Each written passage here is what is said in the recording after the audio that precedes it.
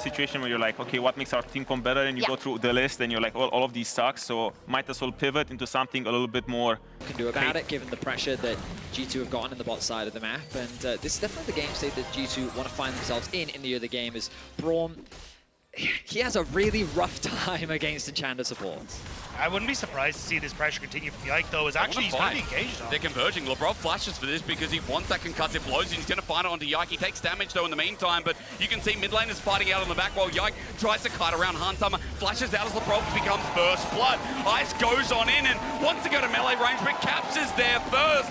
Nuke doesn't want to fight anymore. Sheo doesn't want to fight anymore. And G2's early game off with a bang. They had double pushing lanes. They have stronger lanes at the moment, but anyway, BDS tried to... Now Yike is just going to move topside. Should be able to get these Void Grubs for himself because he knows Sheo more than likely he's on this bottom side. Caps just traded off. A constant push here from Caps, as you'd expect. Good phosphorus bomb, but Satchel Charge is also doing work. There's a full commit, though. The flash away is a bait to play. Caps back in, and 2 kills early is what he needs. A small blunder from Nuke. He sees the kill angle, but unfortunately for him, Yike is ready and waiting. We've seen great carry performances from him throughout the summer split. Yeah. And I don't think that his performance on those champions is kind of what hurt BDS's overall performance, but it was clear that he provided a role on the team when he is that tank, and it's something that just brings the whole team together. His reliable engages, his follow-up on with Labrov, I think have been crucial to BDS finding themselves in position. They want to get that 6 grub buff. G2 are set to fight them though. Blade of the Ruin King secured for mid lane. Iceborne Gauntlet as well.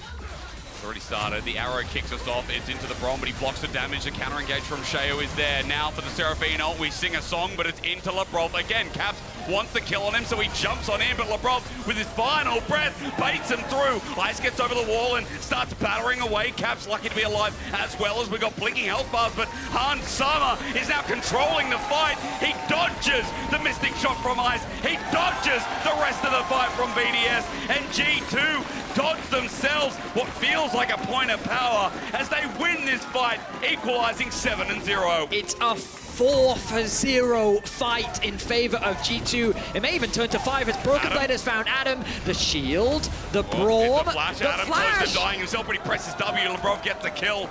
It's 1 finally for BDS. Brazil could be happy to be... So much damage.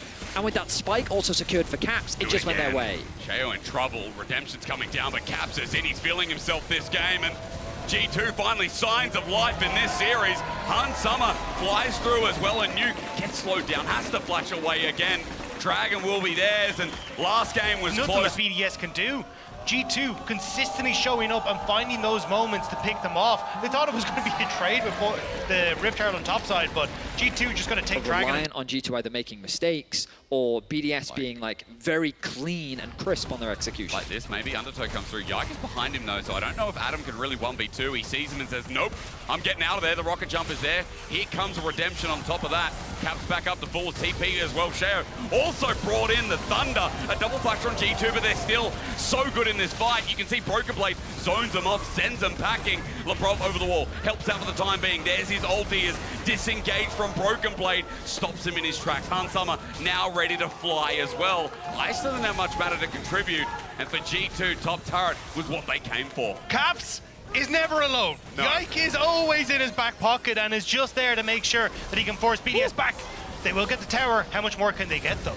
Big question, isn't it? Because Grubs are doing a bit of work. G2 with only 1, but it's enough to have input there. And I mean, we got to see what could be the closest fight between him and Caps in this game going on. Inner turret going to be threatened. Caps will take this by himself with the Herald, and Hansama now pushing through mid. It's a complete map domination. And this series, I say it again, it's been so, not polarizing, it's the wrong word. There's been such a contrast. But also, I think it's the Ashe pick as well. Like, this was so crucial to finding those plays in the last game where they were just getting picks and finding moments against Caps, catching Hansama overextended. I think correctly identifying that, look, this up in the end, but regardless, he's going to take so much more away. Sheo just has to watch this go as top side. There's TP, Adam. He went deep for Broken Blade. He's got no turret to stand on, and so he has to turn onto Caps, onto Broken Blade. It doesn't matter. Adam is struggling to live this game, and this Olaf pick has not worked out. It certainly hasn't. He was doing well in the laning phase, but now Caps is just this uncontrollable monster. 5-0-3. Get some objective bounty, but G2, they need to see Sheo, and Sheo is so far away. It's double fork. This is so quick. Adam, And goodbye. Adam, is he dead? The answer is yes. Redemption again. Let's heal up part 2. Electric Boogaloo. HP dropping to about 4.5k. Sheo looking for a potential steal. The only way to get back in the game, isn't it? As G2 just go over for the attempt anyway, and Nuke is going to get altered, and he's dead. Broken Blade takes care of business. Hans Sama is keeping the Baron well entertained as Sheo gets exploded. G2 back in form in this series. This is still rounding out as clean They're now as you'd setting like. their sights on BDS's base. There's very little that BDS can really do.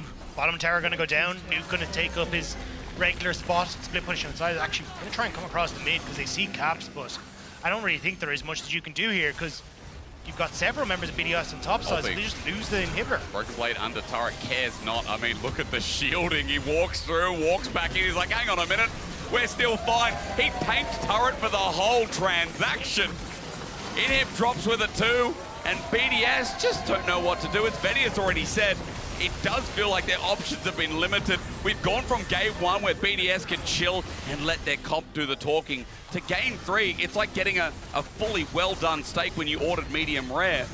You're not gonna eat it, you're just gonna go home. I mean, it very likely looks like a game for Hans Sama. Gets very low, but he's back up nice and healthy. The Kasate sets up the play. That's one member gone.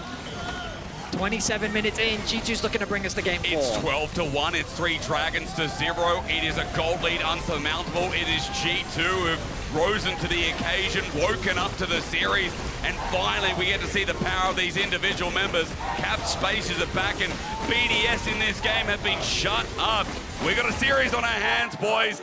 These were the best highlights from today's LEC matchup. Click that subscribe button faster than Ramus can say okay. See you on the next one.